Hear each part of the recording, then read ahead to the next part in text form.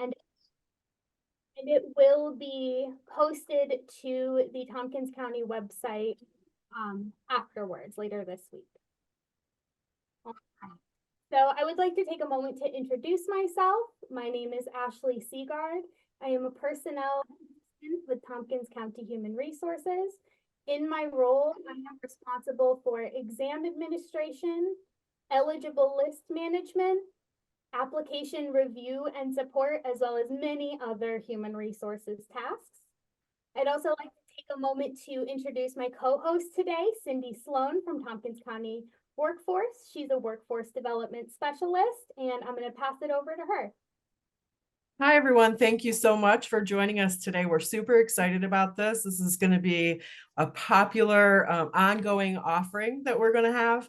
I just want to thank Ashley for joining me and connecting so that we can get this out. As she said, I'm a workforce development specialist at the Career Center in Center Ithaca. I just want to let you all know that you can stop by the Career Center. You can reach out to us at any time if you want help with getting your resume together, your cover letter, maybe filling out that application and getting prepared. Also, we can offer interview prep and any kind of assistance that you may need with job seeking. So if you're interested in connecting with that civil service opportunity and feel you still need just a little bit more support, you can reach out to us. And of course, you can reach out to Ashley with questions, but she'll get into her part afterwards. So I'm going to turn off my video, but one thing I do want is if you could all please mute yourselves for the until we stop and take a break for questions. And if you have any questions before that break and you don't want to forget, please feel free to put them in the chat. It's best if you can have it visible to everyone, but if you have a private question that you maybe don't want everyone to see, please direct that to me and not to Ashley, and I'll make sure that she gets that. So I'll be the one monitoring chat so that Ashley can just focus on giving you an excellent presentation. And then we'll also have time at the end for question and answer. Okay.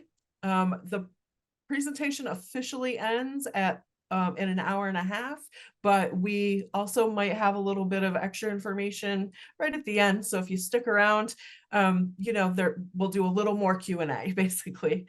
All right. Thank you so much. And I'm going to turn off my video and hand it right back over to Ashley. Thank you so much, Cindy.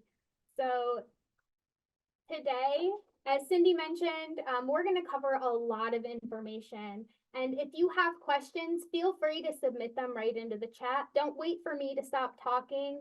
Come either directly to the whole group or directly to Cindy, and she'll make sure that we answer them during the appropriate times. And odds are, if you're thinking of questions, someone else is likely thinking the same thing. So don't be shy. Send your questions right into the chat. It will be very helpful for everybody. And I'm happy to answer any questions that you have. So today we're going to do a quick overview of civil service, the whole system, as well as the local level, and the way that exams play into that. We're going to cover exam announcements, the different exam types and formats, fees associated with civil service exams. We will do a quick walkthrough applications, but if you find that you have questions regarding applications, feel free to send them right in the chat.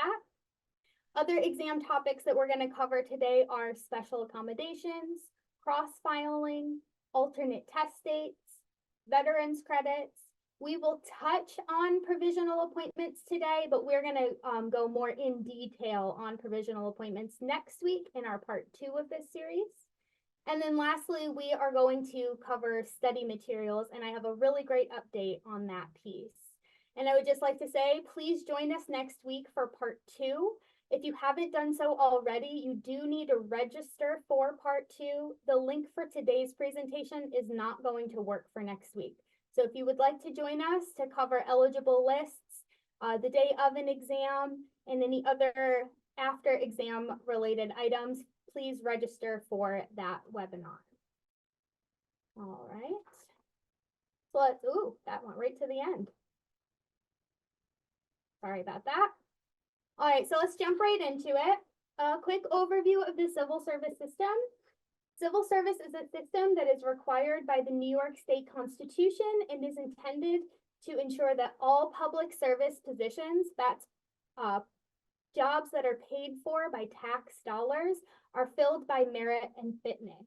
In other words, people get their jobs because they have the proper qualifications, not just because they know somebody or are affiliated with a particular political party. These laws and rules also provide a career track for public service employees with an emphasis on promotional opportunities.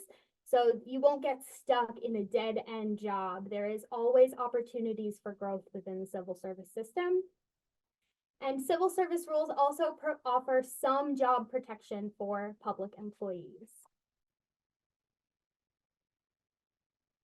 Here at the local level, our office administers and conducts exams for all of its 29 departments, as well as our 26 municipalities within Tompkins County, which are our towns, villages, and school districts, as well as our special districts. You may not have realized that positions at Department of Emergency Response, the airport, whole health, TC3, PST BOCES, or the Soil and Water Conservation District all have positions that fall under civil service. Each county and some cities are their own civil service agency and have their own exam programs and their own rules. So I would like to take a moment to acknowledge that we do not administer civil service for the city of Ithaca, which also includes Ithaca City School District. City of Ithaca is its own civil service program.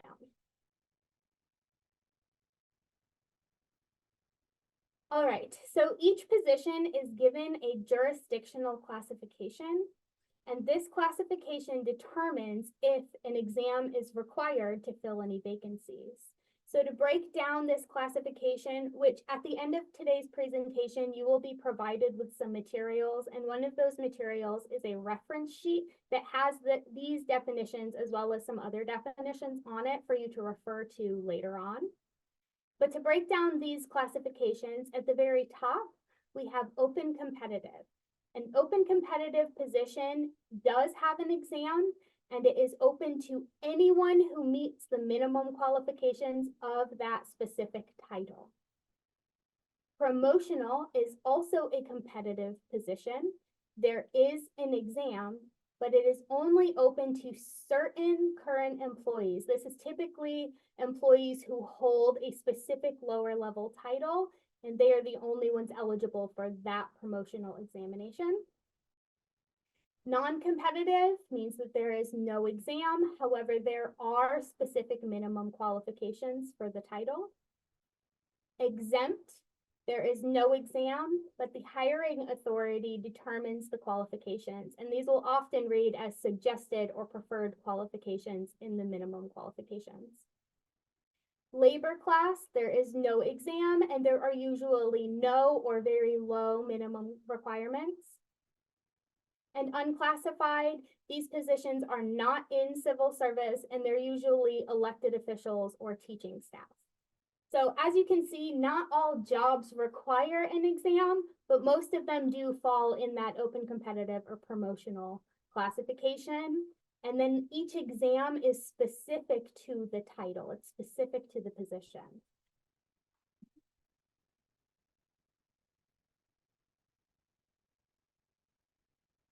All right, so how do you know what exams are going to be offered?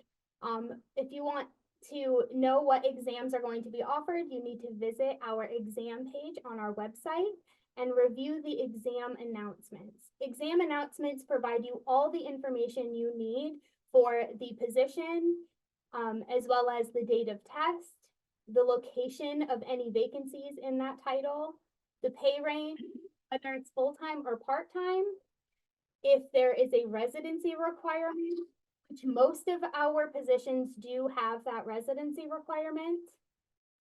In the exam announcement is going to include the minimum qualifications of the title, and then most importantly, the scopes. The scopes are the subjects that will be included in that exam. So I am now going to take you over to our application system. Let's see. Apologies, where is my thing?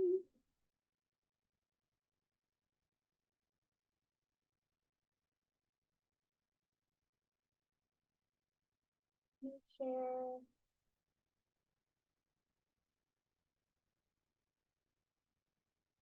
Can everybody see now the Tompkins County website on your screen? All right, so this is the account location. If you have never applied to a vacancy or an exam with Tompkins County before, you're going to need to start with registering an account.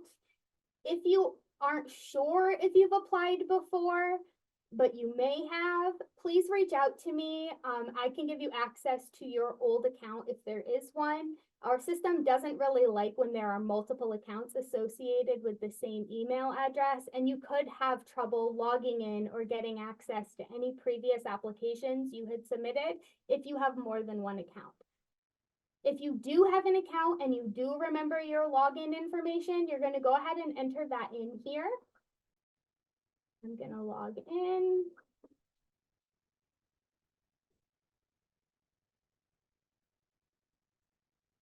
All right, when you log in, it's going to bring you right to all the applications that you've submitted. So these are the applications that this person had submitted. But to view the current exams, you're going to go over to the left-hand side of the screen, this link that says examinations list. This is going to bring you to all exam opportunities that are currently available. At the top, you're going to notice that this, in this field are the job names or the exam title, the exam number, which is something you will need if you're cross-filing. We'll touch on that later. And then two very important dates. The first being the application deadline. This is the final date you have to file an application. Deadlines are firm in civil service, so any application submitted after the deadline will not be included in the exam. And then right next to that is the date the exam is scheduled. You'll notice that on here, some of the exam titles are in blue and some are in gray. Those that are blue mean that the recruitment period is still open and you still have time to submit an application for the exam. If the title is grayed out, this means the recruitment period is over. We are no longer accepting applications, but you can still view the exam announcement in case you need more information about the exam. Today, we are going to look at human resources specialist. So to view the exam announcement, you just click on the link and the exam announcement will pop up. This is what they look like. At the top where it says open to the public, this means that it is an open competitive exam and anyone who meets the minimum qualifications may apply. If it were a promotional opportunity, it would say promotional right here. So for this exam, the title is Human Resources Specialist. Here's our exam number, which again, you will need if you're cross-filing. The salary range for this position. Now, this exam is specific to Groton Central School District. However, if other school districts were utilizing this title, this range may vary drastically, and that is because each municipality sets their own salaries. So you may see Groton is hiring at $55,000 a year, but Dryden is hiring at $70,000. They determine their own salaries separate from civil service.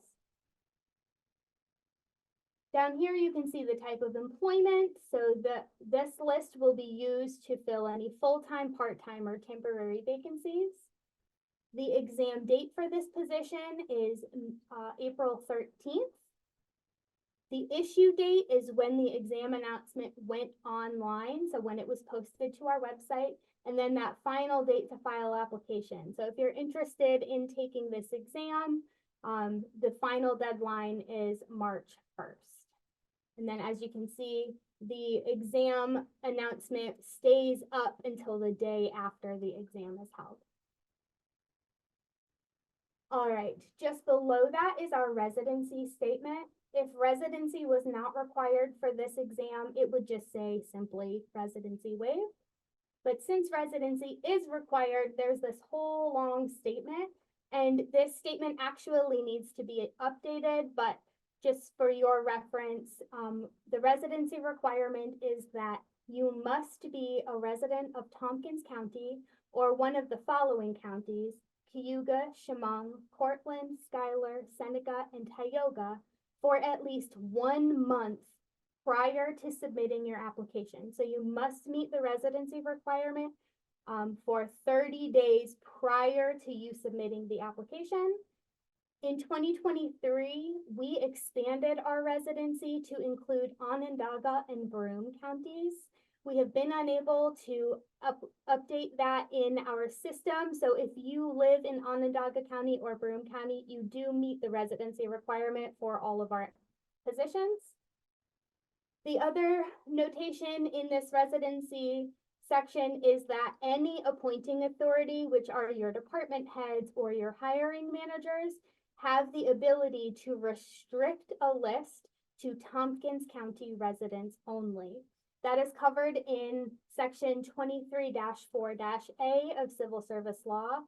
It doesn't happen very often, but they do have the authority to restrict the list just to Tompkins County residents, and then they must exhaust that list of county residents before they can go back to the full list of everybody.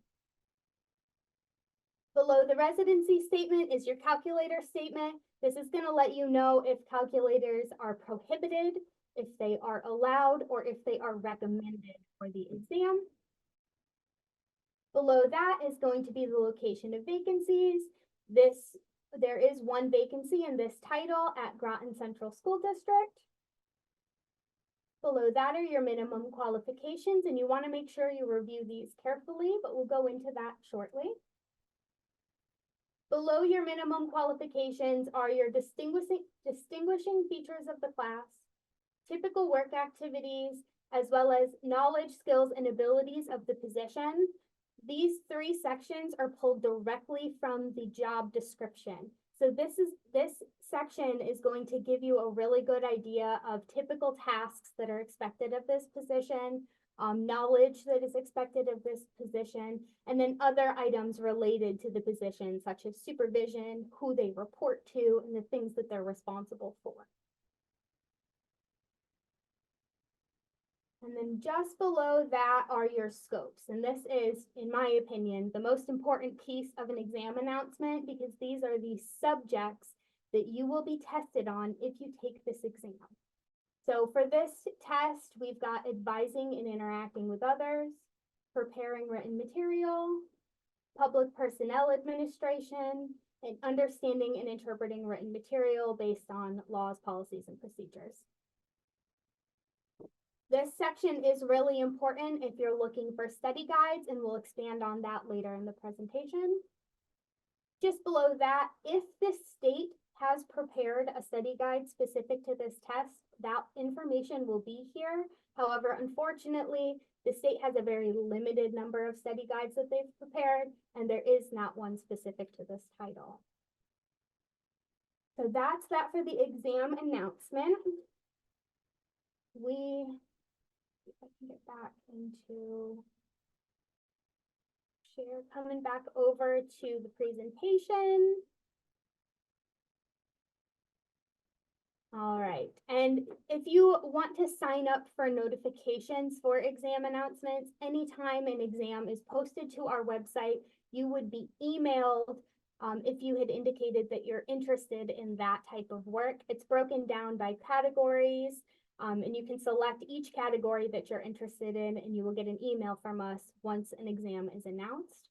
There is a QR code on the screen. In the materials that you'll receive after this presentation, I have prepared all the QR codes and all the links that I talk about today. So you will get those afterwards if you don't have time now to grab your phone and snap a pic.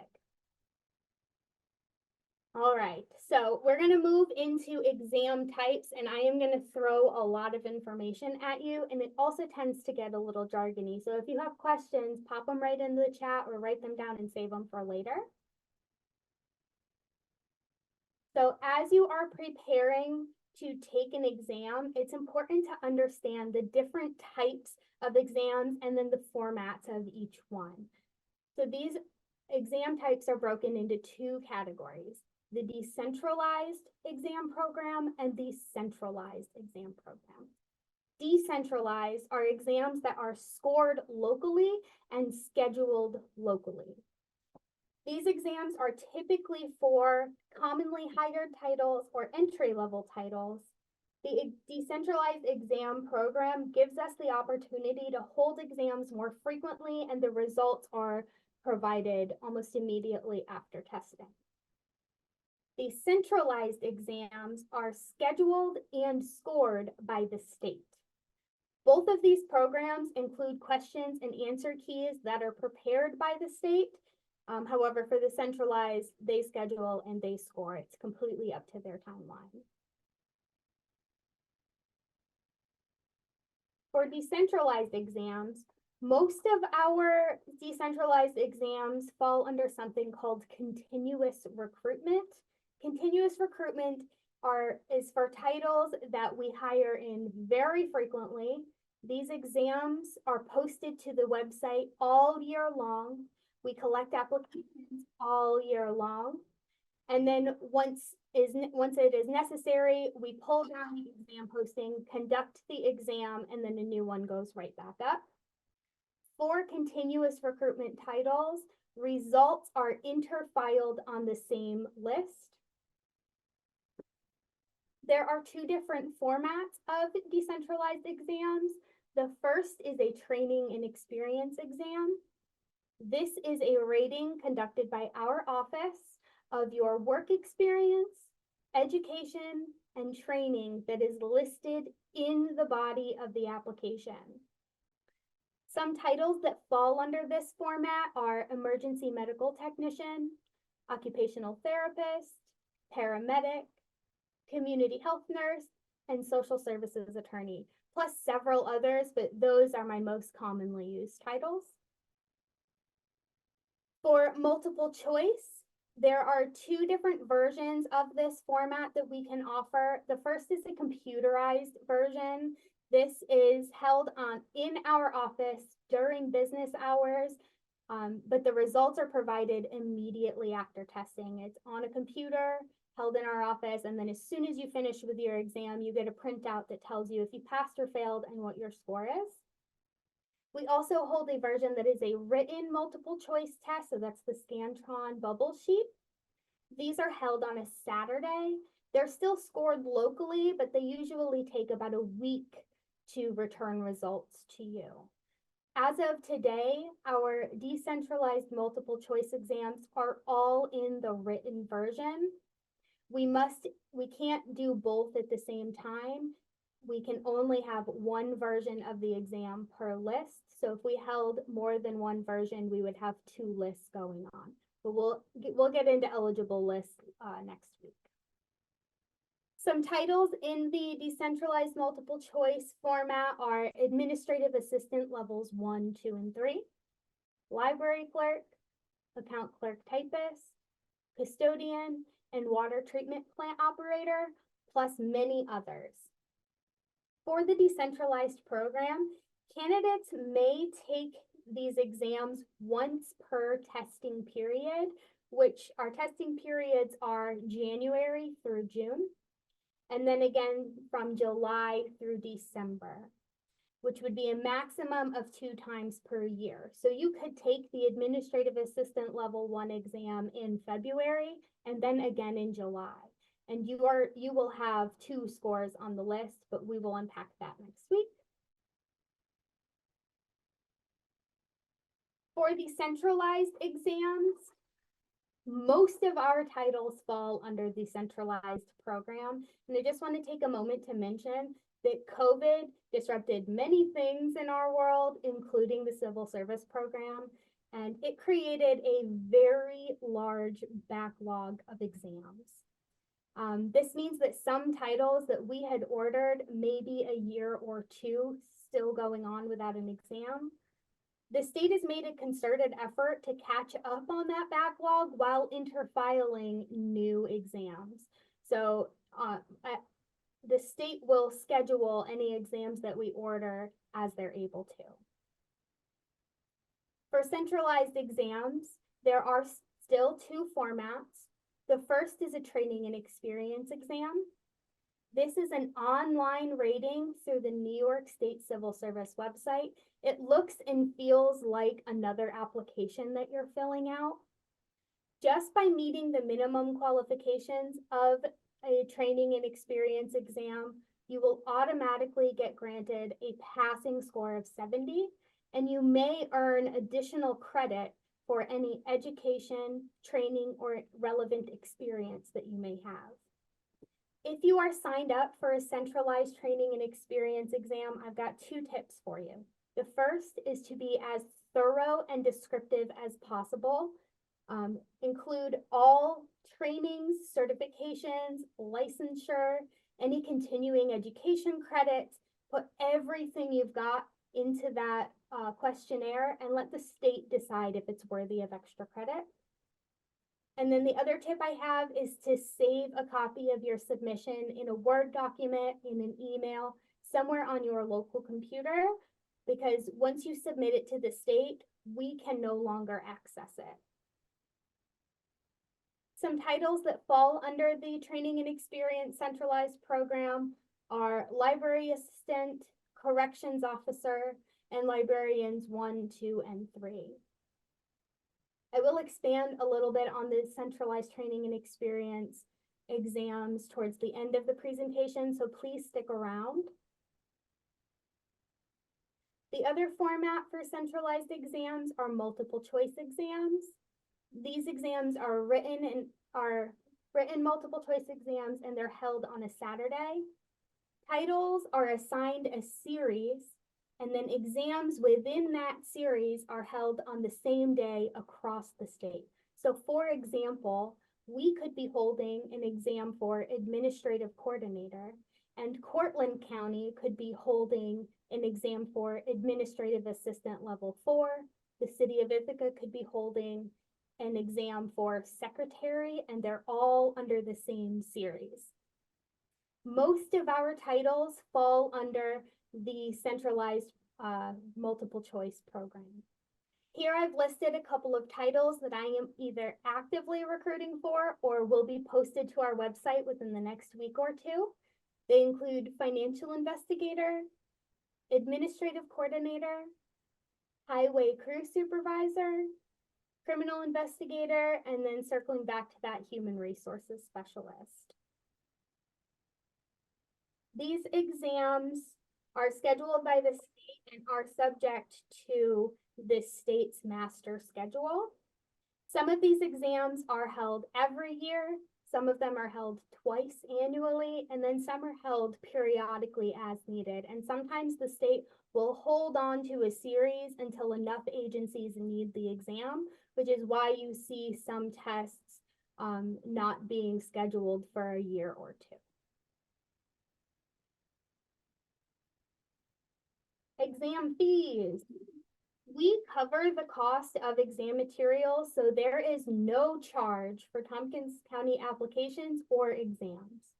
However, if you are cross-filing with another agency that does charge exam fees or application fees, you may be required to pay their fee. And I'd just like to throw this out there. Since we don't charge for exams, I encourage you all to sign up for as many exams that you are interested in and that you qualify for. The more experience you have taking tests, the better you will do in the long run. And all I'm asking for is your time on a Saturday. All right, I'm going to pause here for any questions. There was a lot of information that I threw at you. Let's see. So if you have questions, feel free to submit them to the chat. Cindy, if you don't mind sharing any questions. Yep, I'm happy to.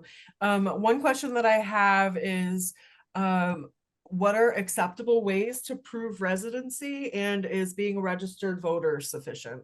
That's a great question. So to demonstrate your residency, when we're looking at your application, we're looking at your address where you live, and then your most recent work experience. If your most recent work experience is out of state or way upstate or downstate within the last 30 days, your application is going to get caught up and you'll need to prove your residency. To do so, you can provide any sort of documentation such as a lease, a utility bill, a piece of mail, anything that has your name, address, and a date on it. We can use anything that's got that criteria. Okay, thank you. I also want to just say that we're going to limit question and answer to 5 minutes. So I'm starting now because I forgot to start.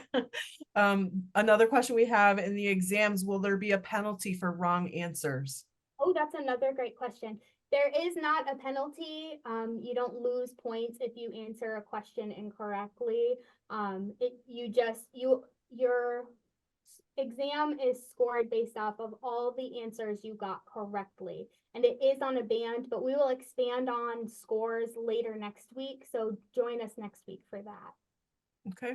Another one is, why does the account clerk typist position, or I would suppose any position, say NA under the exam date? Great question. So that means that the account clerk typist exam has not yet been scheduled. Sometimes we collect applications and then hold an exam when it's needed. If we have an eligible list that has many people on it already, we may hold off on holding the next exam. However, if the eligible list is getting depleted or has become optional, we will hold that exam more frequently. Okay, and a good segue into the next one. Can you plan ahead and take an exam before applying to an open position? If the exam is being scheduled before the position opens up, yes, you could. But sometimes the vacancy arises before the exam has been held or even scheduled. Okay, that's all we had in chat. There may be people who just want to unmute and ask a question. We still have a few minutes. Yeah, feel free to unmute yourself if you have any questions related to the exam announcement or exam types. Okay, something else came in. How is foreign education and experience taken into account? Specifically Canada, but also in general? That is a great question. So if you have a foreign education, you will need to provide an education equivalency document. That is a rating based on your transcripts by these. There are several companies that we accept. And you would need to provide that to us to demonstrate that your education, your foreign education, is equivalent to whatever the US equivalency would be. That fee is your responsibility. It is not something that the county would pay for. Okay, so I have a question. If you could send me the links or names of those places, then I can share them out. Yeah, absolutely. I would be happy to. And then to just answer the other part of that question about foreign experience, we count foreign work experience or voluntary experience just like any other work experience. It's really just that education that you need to have evaluated. Thank you. We've still got 2 minutes. If anyone has anything you'd like to unmute. Hi, I have a question. Sure. I hadn't thought about college transcripts in a really long time. If you attended a domestic United States college, will you all be needing transcripts as well? That's another great question because every civil service agency does this a little bit differently. But for Tompkins County, we only require transcripts if it specifically asks for them in the minimum qualifications or if it is unclear what your degree is in. So in some circumstances, the minimum qualifications ask for a specific number of credits. For example, one of our titles requires 12 credits in accounting or bookkeeping. If your degree isn't in accounting or bookkeeping, we will likely ask you for your transcripts. And we'll cover that part of the application in a few moments. Thank you. You're welcome. Okay, there's 1 more minute left. So if there's another quick question, otherwise you can pop them in the chat if you think of it afterwards and we can just move on. Any other questions? I'm sorry if this has already been asked or answered. What is are all the assessments done online when there is one? And is there a designated location? Are you referring to training and experience assessments? When there's a civil service exam? Okay, sure. So for a written multiple choice exam, they are not done online. They're in person. You would fill out the paper, pencil, Scantron. However, the other format, the training and experience format, those would be online. So at the local level for the decentralized program, that's your application. So you want to be very thorough on your application if you're applying to a training and experience exam. And then if it's a centralized state level, that would be on their website. Okay. So if we could just get everyone now to go back to muting and putting your questions in the chat, I'll make sure that Ashley gets them. And Ashley, you can proceed. Awesome. Thank you so much. All right, so now we're going to move into applications. To be included in an upcoming exam, you must have an approved application on file before the exam deadline.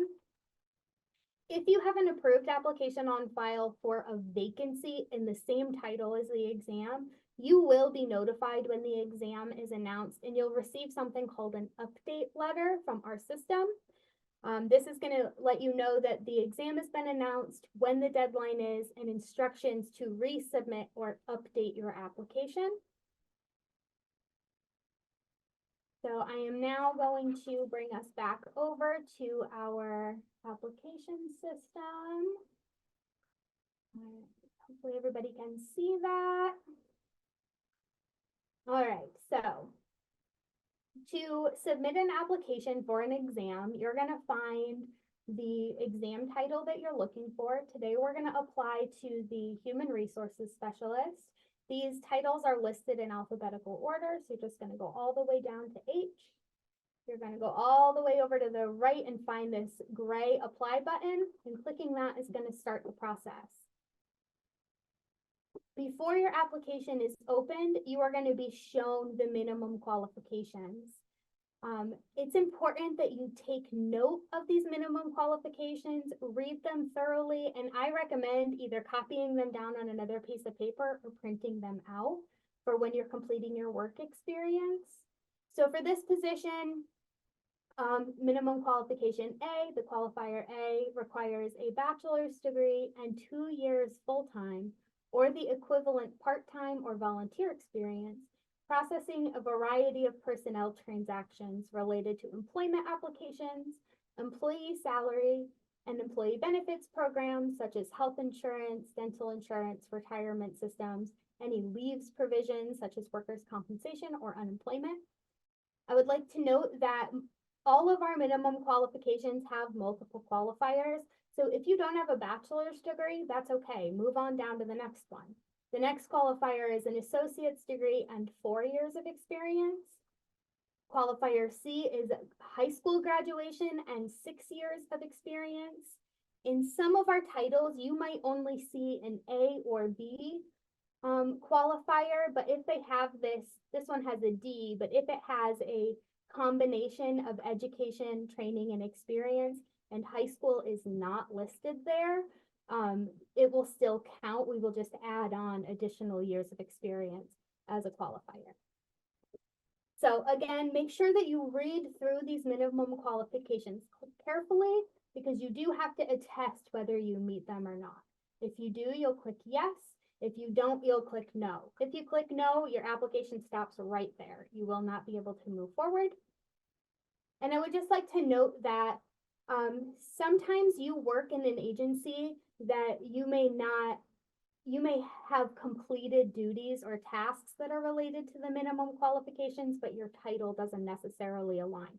So for an example, you might have been an administrative coordinator or a billing specialist for a private company, but your duties may have also included new hire orientation, payroll. You may have been required to cover health and dental insurance for your new employees, or you may have had to do unemployment. So be very mindful of the tasks and duties that you had performed in your work experience. So we are going to say, yes, we met the minimum qualifications. If residency is required for the position, you will have to demonstrate that here by clicking yes or no.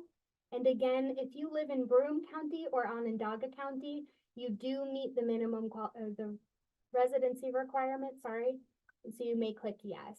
We are still working on getting those 2 counties added to our website, but it is taking us a bit. So yes, we meet the residency requirement. And then you're just going to list how you found out about this job or this exam.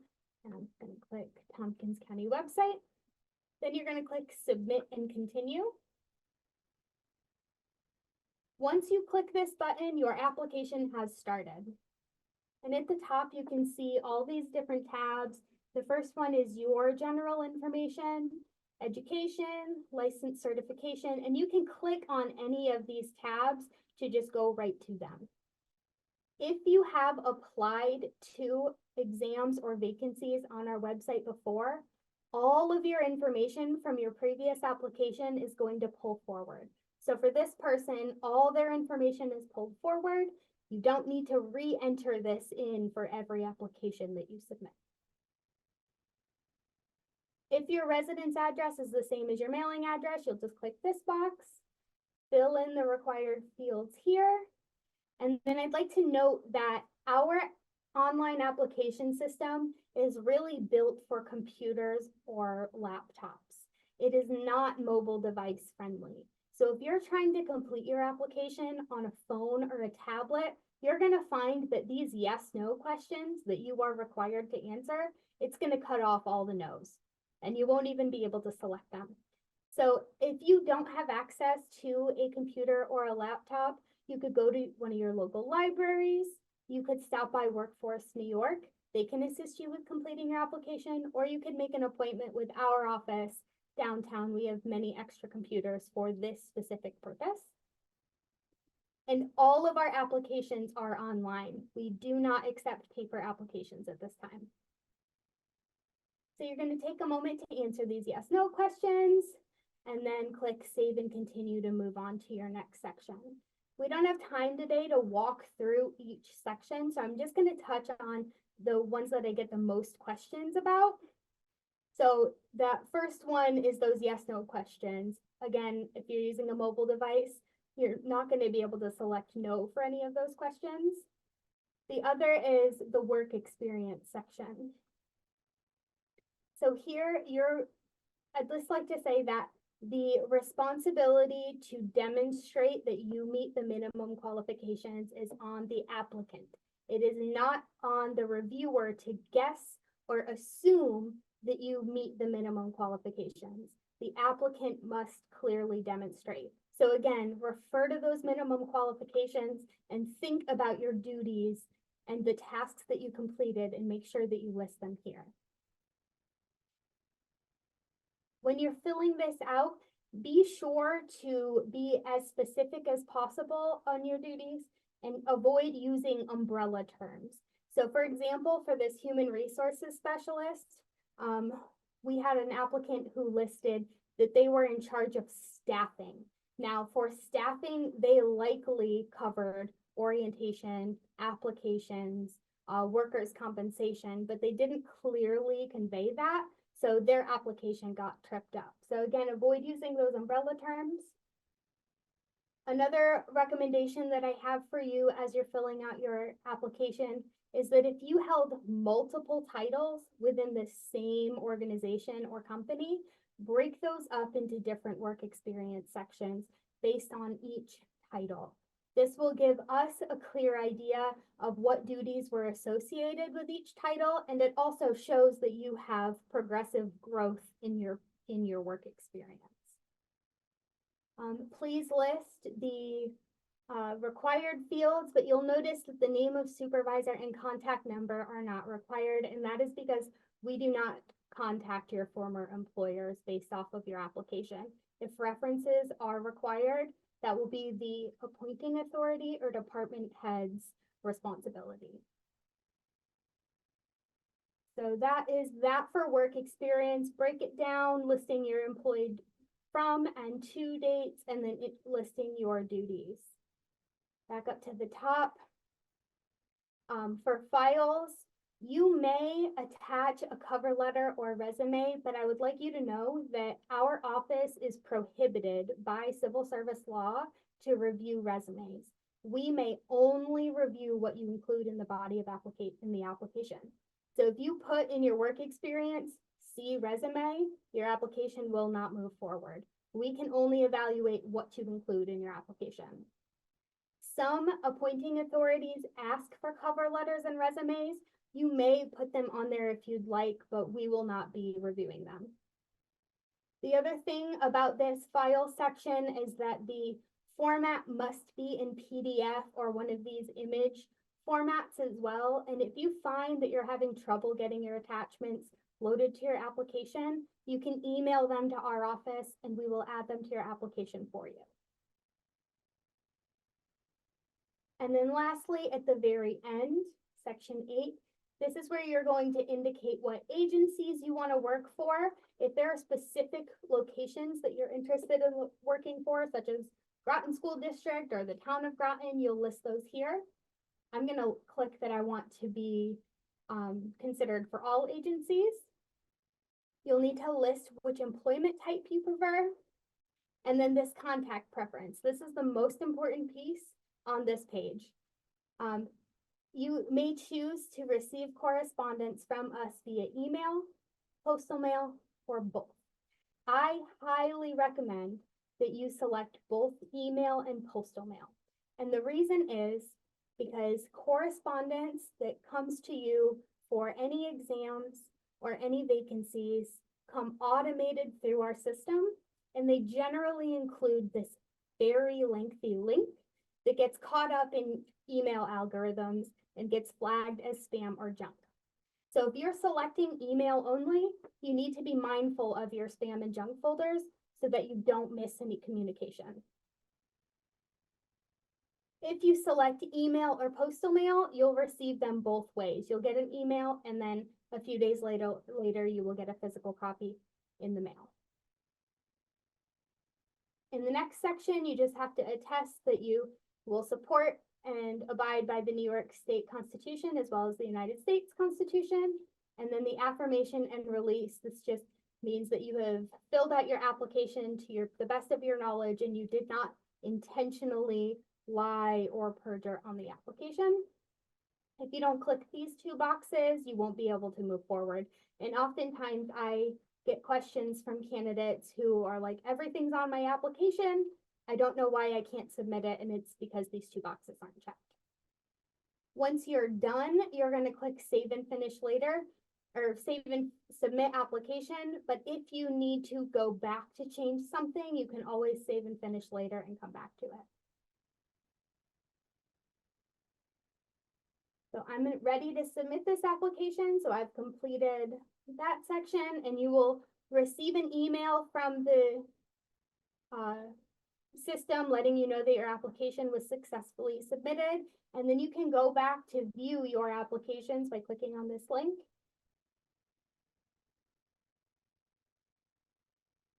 There we go.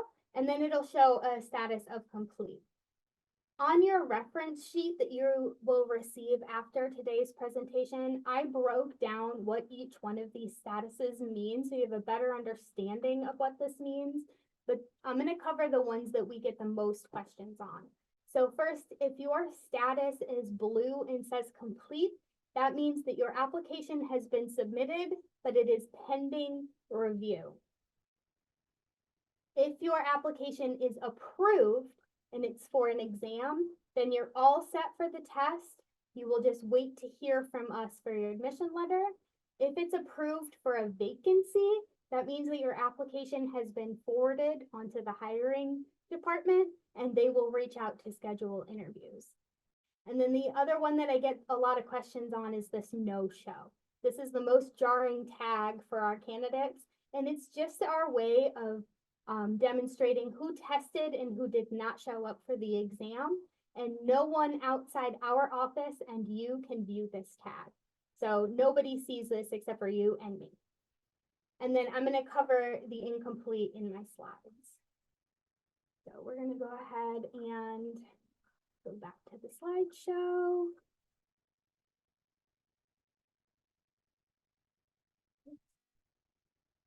All right, so if you're, make sure, can you guys see my presentation and not the?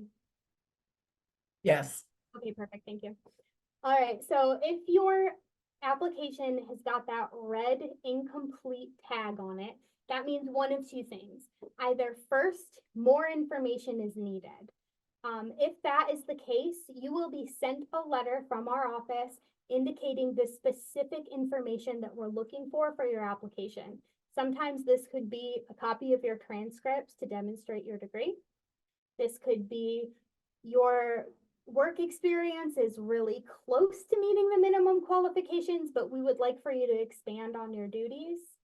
This also could be if CPR or other certifications are required for the position and they're not attached to your application, you will be sent a more information needed letter. You have 10 days from the day that you're sent that letter to provide us that additional information. Otherwise, your application may be disapproved. The other reason why you may see an incomplete status is that your application was disapproved. And this means that you have not clearly demonstrated that you meet the minimum qualifications of the position. So again, make sure you're keeping those in mind as you're filling out your application. If your application is disapproved, you will receive a letter indicating the specific reason why it was disapproved, and you will have the opportunity to appeal that decision. The information about the appeal will be in that letter, but basically you will just need to provide additional information. Maybe that's work experience you didn't list, maybe that's additional education, or maybe you feel like your work experience is qualifying and you just need to explain why. All right. Making changes. If you need to make changes to your application, you may only do so while it is in the gray unfinished status. You cannot make changes to an application once it's been submitted. The tricky thing about our system is that it is really going to look like you can make changes. It's going to let you open it, it's going to let you make the edits, but they are not going to save. So save yourself the frustration. If you do need to make changes to an application and they're minor, like correcting a hire date or a separation date or adding an attachment, just email us, email me directly, and I'd be happy to make that change for you. However, if your changes are significant and the deadline hasn't passed, I recommend just starting a new application. All of your information is going to pull forward, so you're not starting from scratch. You can just add in the missing information.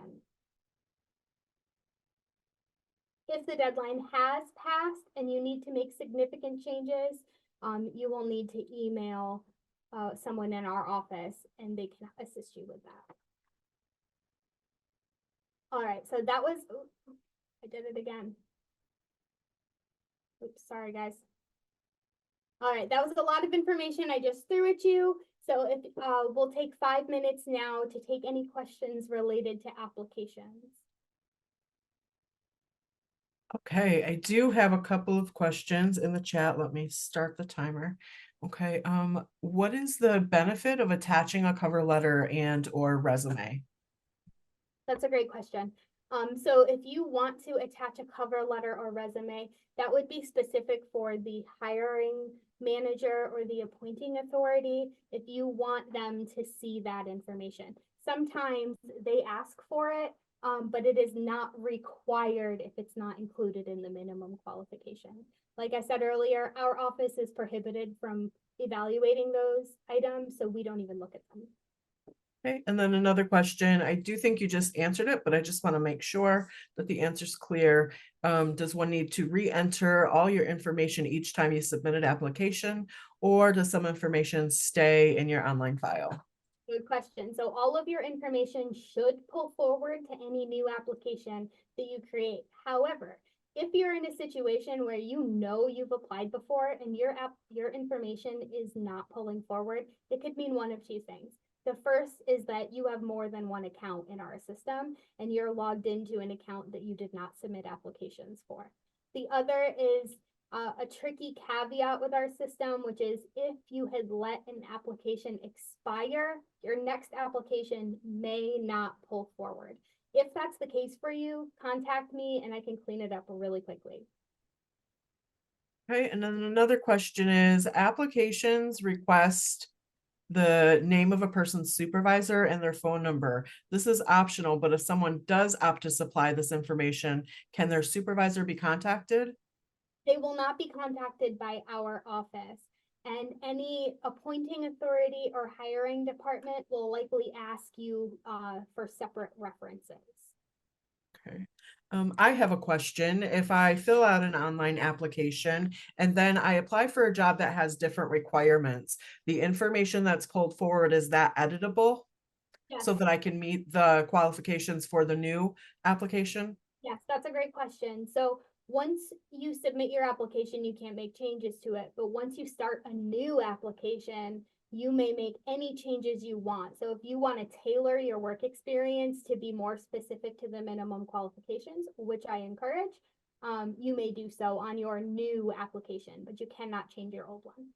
Thank you. Okay, that's all we have in the chat right now. If anyone wants to unmute, there's still about 3.5 minutes left. Nope, 2.5 minutes left, sorry. I have another question. I'm trying to understand I guess the system of how one applies for a job, and it sounds to me like you complete an application, you hope that it gets approved, you resolve all the issues that may be there, and then you're sent information about an exam. Like, it sounds like it happens specifically in that order. Is that right? Yep, that's correct. If Okay, you're- that's new to me. I wanted to make sure. Sure, and that's specific if you're applying to an exam. Our application system is identical for both exams and vacancies, which can be very confusing. So if you submitted an application for a vacancy and your application is approved, it goes on to the hiring department, and it would be on them to reach out to you to communicate, either to schedule an interview or let you know if they filled the position. Does that help clarify it? It does, but it brings another question. It sounds, I was under the impression that you can only apply for jobs that are vacant, like that there is a vacancy. What else is there? I'm in from the corporate and nonprofit world. This is so new to me. Oh, sure. So, we sometimes hold exams that there aren't necessarily a vacancy for, but we could be anticipating a vacancy, or they're titles that we hire in all the time across all of our municipalities and departments. So to make sure that there is a robust list of qualified candidates, we may hold the test before there's an actual vacancy. Sometimes we hold a test after a vacancy has been filled, and then that will touch on provisional appointments, but that would be a provisional appointment. Thank you. Yes, you're welcome. Are there any other questions? Time's just about up, but I just have one more quick question regarding this that might clarify something for someone. Can I see in the application whether or not there are vacancies when an exam announcement is put out? Yes, you may. So again, moving back to the exam announcement, there is a section in there that shows or demonstrates the location of any vacancies. So for our example with the human resources specialist, there is one vacancy in that title at Groton School District. If there were no vacancies currently open, it would say that, and it would also say that the resulting eligible list will be used to fill any part-time, full-time, or temporary appointments that may arise during the life of that list. Thank you. Okay, so we're going to continue. Please put your questions in the chat and I'll make sure that Ashley gets them. Thank you. All right, so moving on to these next few slides, I'm going to be throwing a lot of information at you, so feel free to submit your questions to the chat as we go through them. But the first thing we're going to talk about is cross-filing. So cross-filing is your opportunity to sign up for exams across multiple agencies and take them all at one location. For a centralized exam, that's those that are scheduled and scored by the state, you may sign up for our exam, Cortland's exam, City of Ithaca's exam, and take them all at one location. To do so, you must notify all agencies involved that you are intending to cross-file. Each agency has their own unique process for cross-filing. For us, you must complete this form that I have attached an image of. This cross-filing form must be submitted to my office no later than 2 weeks prior to the date of the exam, and that is because we need to make sure that the exam materials are sent to the appropriate location. So you need to list on here the date you're taking the exam, your information, the location you will be testing at, and then all exams that you're signed up for on that day. If you are submitting a cross-filing form for a decentralized exam, that's those locally scored and scheduled exams, this is simply just requesting that we send your score to that location, or that you have tested at another location and want your score sent to us and added to our list. All right. Moving on to veterans credits. If you are a veteran that is separated from active duty, you may be eligible for veterans credits, and they're broken down by an open competitive exam, meaning open to the public. If you are a non-disabled veteran, you could earn an additional 5 points. If you are a disabled veteran, you could earn an additional 10 points. For promotional exams, that would be 2.5 points for non-disabled, and then 5 additional points for disabled. You must provide a copy of your DD 214 showing honorable discharge to our office before the list is established. I recommend including it on your application, but you do have up to 30 days after the day of the exam to get me that information, or that documentation rather. And you may only use veterans credits one time for permanent appointment. So you must disclose to our office any other location and times that you have used your veterans credits and whether or not you are appointed from that list. We're going to go into this a little bit more next week, so be sure to join us next week to discuss eligible lists and the way that veterans credits play into them. And I will often reach out to candidates who are eligible for veterans credits prior to establishing the list. And since you can, that's because you can only use them once. And if you are immediately reachable, like let's say you're number 2 on the list, your veterans credits are not going to make a difference in you being eligible for appointment. So I may reach out to you and ask if you really want to use them, and it is entirely your decision. Special accommodations. Candidates who require special accommodations for testing must submit their request in writing, email, before the date of the exam, and must include supporting documentation.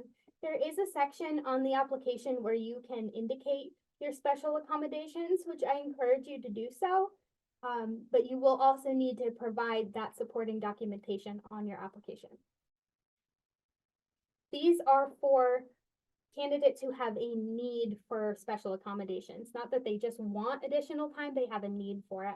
And they must provide that documentation, such as a doctor's note, or if you have an IEP from school, you may use that as your documentation as well. Some samples of special accommodations, but they are not limited to at all, are additional time on a test, separate room or location, a reader or a scribe. Special accommodations are evaluated on a case-by-case basis and may require submission to the state. It's important to notify our office and provide your documentation of your request as soon as possible. And one question that I got recently was, if you do have special accommodations and you are able to get additional time, will you be tested on additional questions? And the answer is no. The exam for you and any other candidate will be identical, regardless if you have additional time or if you need a separate location.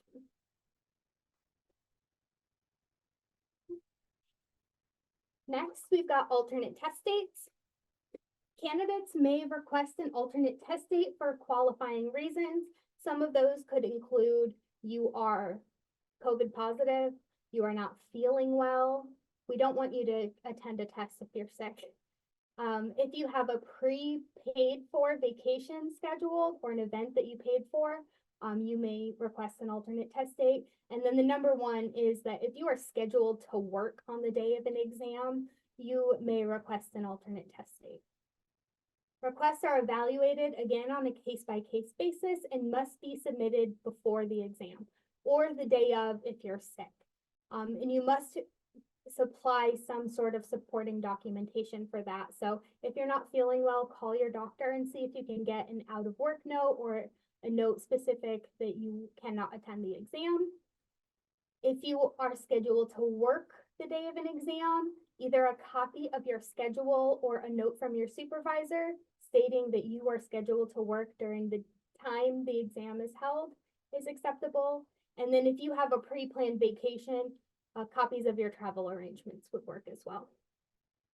And then again, just like special accommodations, all requests must be submitted in writing, email, and then include that supporting documentation. Alternate test dates are scheduled during office hours, so that's Monday through Friday, 8:30 to 4. All right, so you're signed up for a test, your application's been approved, you are all set. Unfortunately, you likely will not receive notification from our office until the admission letters are sent. These letters are sent approximately 10 days prior to the date of an exam, and they look like this right here. Your admission letter will provide you the information such as the time and date, as well as the location of the exam. Most of our exams are held on a Saturday at 9 a.m. at the Tompkins County Health Department. Testing begins promptly at 9 a.m. We do open the doors about 30 minutes prior, so I encourage candidates to show up early to get checked in and to fill out your appropriate forms. Your admission letter also details the things that you need to bring with you, such as a photo ID. You must bring this letter with you to take the exam. It's basically your golden ticket into the test. Bring pencils, and then if calculators are allowed or not. If you are cross-filing with other agencies, you must bring their admission letters with you to the test as well. So if you're signed up with Cortland in the city of Ithaca, bring those admission letters to the test. All right. Next, we've got study materials, and I have a fantastic update for all of you. As of Friday afternoon, the local CSEA union president has gifted me all of the study materials that they have on file. So if you are looking for study materials for an exam, you may reach out to me directly. You do not have to be a CSEA union member to access those materials. However, I do ask that you submit your request in writing, so please just shoot me an email. These materials are specific to the scopes of the exam. So I don't have a study guide specific to human resources specialist, but I do have a study guide specific to preparing written material, which is one of the subjects that is included in that exam. The state also provides a limited number of study guides specific to the exam series. You can snap this QR code or it'll be provided in your reference materials. Their guides are all on this website if they have prepared them. Whoops, man, I am all over the place with this. Okay, and the very last thing that I'm going to cover today is provisional appointments. So sometimes vacancies arise before an exam is scheduled or before the results are returned from a test and the list is established. To make sure that there is a continuation of services and that our vacancies are filled in appropriate, timely fashion, department heads and hiring managers may appoint on a provisional basis. This means that the candidate that is hired has not yet taken the test, but is required to take, pass, and to be reachable on the resulting eligible list to remain in their position. A provisional appointment is at will and is considered a temporary appointment with no position rights and is made when there's not an eligible list to hire from. And we will expand more on provisional appointments and the responsibilities of a provisional employee next week, so be sure to join us. All right, and then I will take any questions. This will be about the end of our presentation, so feel free to send any questions that you have about anything I covered today.